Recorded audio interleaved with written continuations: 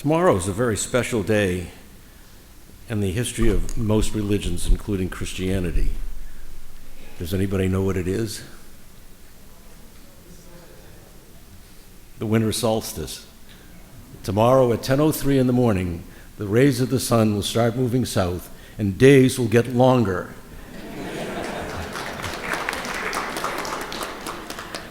You know, as you may know, biblical scholars really have no idea when Jesus was born. So do you ever wonder how December 25th became the date that was set to celebrate the birth of Jesus? It's the winter solstice. It seems that when Christianity became the official religion of the Roman Empire, pagan traditions were still being celebrated.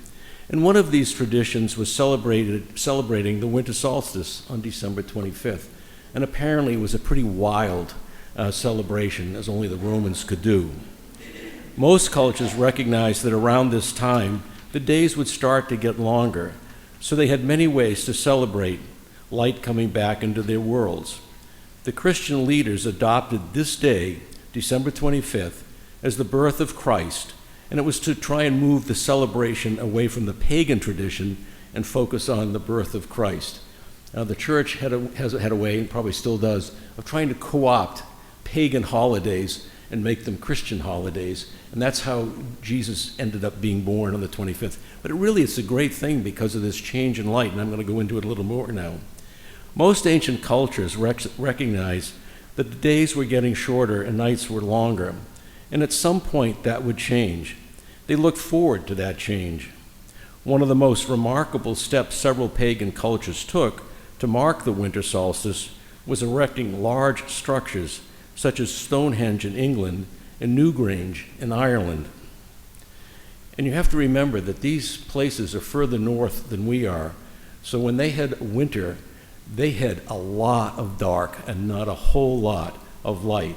I was in Germany and the sun would come up in the winter at about 9 o'clock in the morning and it would go down by about 3 o'clock in the afternoon.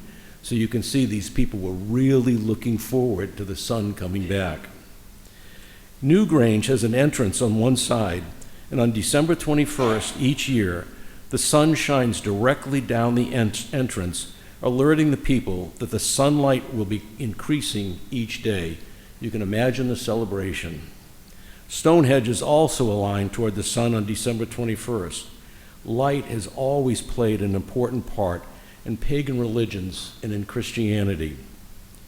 In the creation story of Genesis, on the first day, God created light.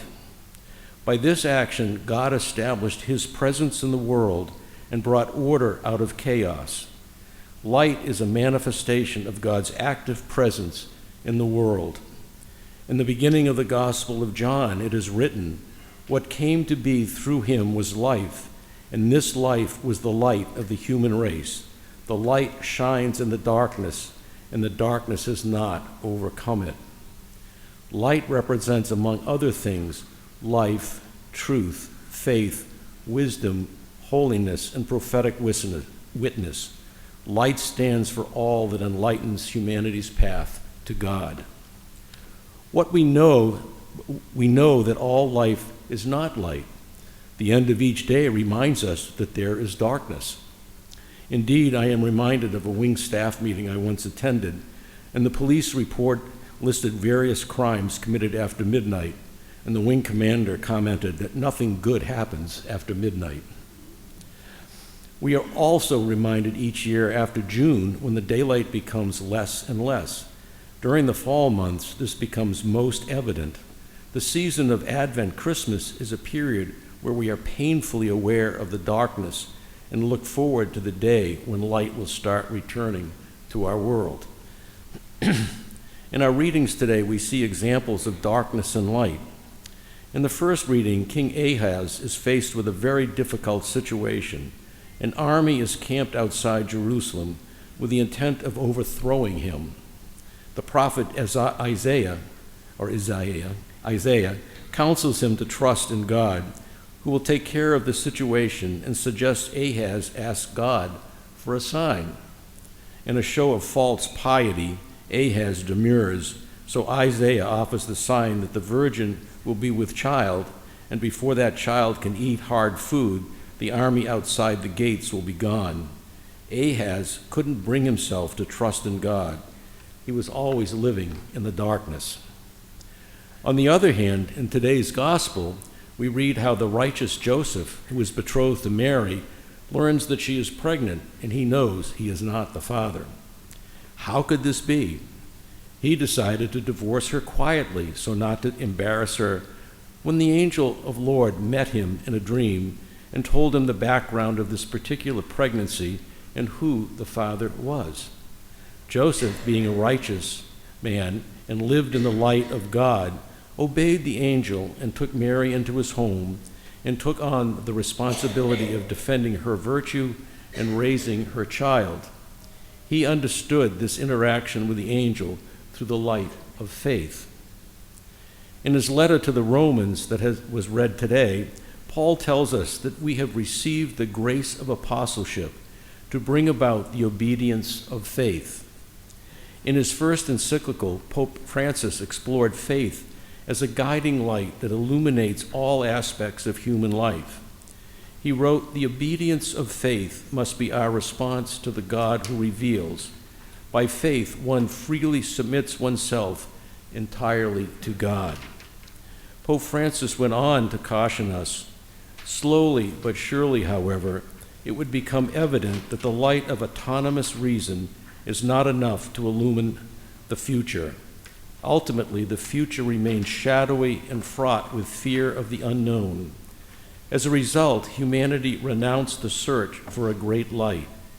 Truth itself, in order to be content with smaller lights, which illumine the fleeting moment, yet prove incapable of showing the way.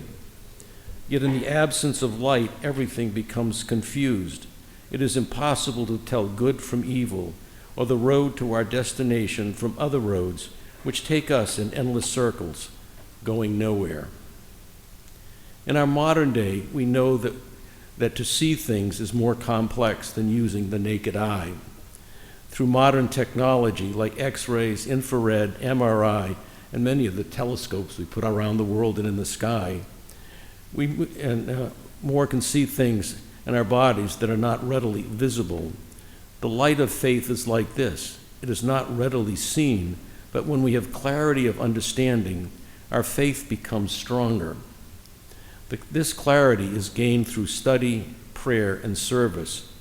Through these efforts, we see the object of our faith more clearly and are encouraged to continue seeking to understand and to see our relationship with God more clearly. Each year, our faith journey is renewed with the light of Jesus' birth. We will go through the liturgical year and celebrate different aspects of his teachings, which bring light to our lives. We will return to this time next year at the place where we began and now see it in a new light. Merry Christmas. Amen.